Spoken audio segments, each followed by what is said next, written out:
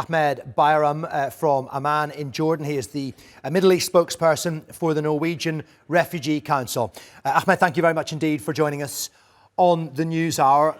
This latest development, just another sign of how critical the situation has become in Gaza, and organisations like yours have been saying this, warning this for weeks, that a catastrophe is around the corner. Indeed, and if I can take you back to the end of last year, even, the UN in the worst case scenario, probably the worst nightmare that we could imagine, we were thinking of, 300 to 400 people being deprived and probably food, obviously essentials, and on the verge of starvation, and a catastrophe scenario, which means famine-like conditions. A few months later, turns out this number, engulfs the entire Gaza Strip, which means the entire Gaza Strip now faces starvation. We are hearing stories of people scavenging in dumpsters, in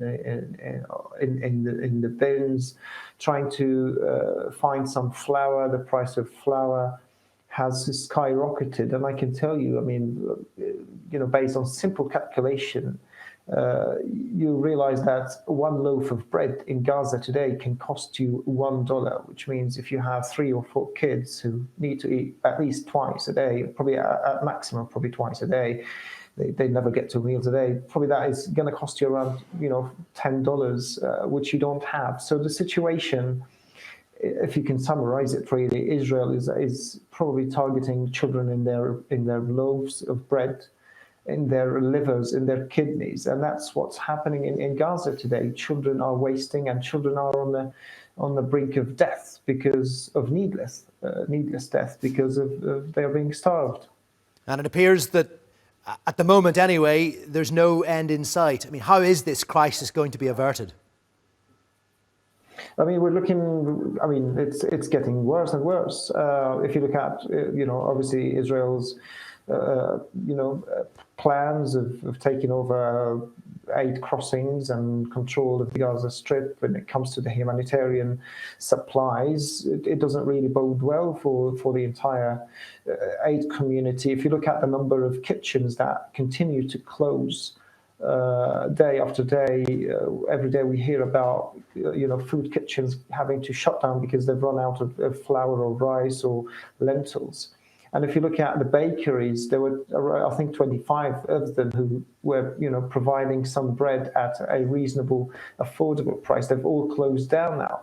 So I don't think, particularly in this time and age, this would be allowed anywhere else in the world. I don't know. We can't fathom it really. Why is it happening, and why is it being allowed to happen on a daily basis in Gaza? It's just beyond us all.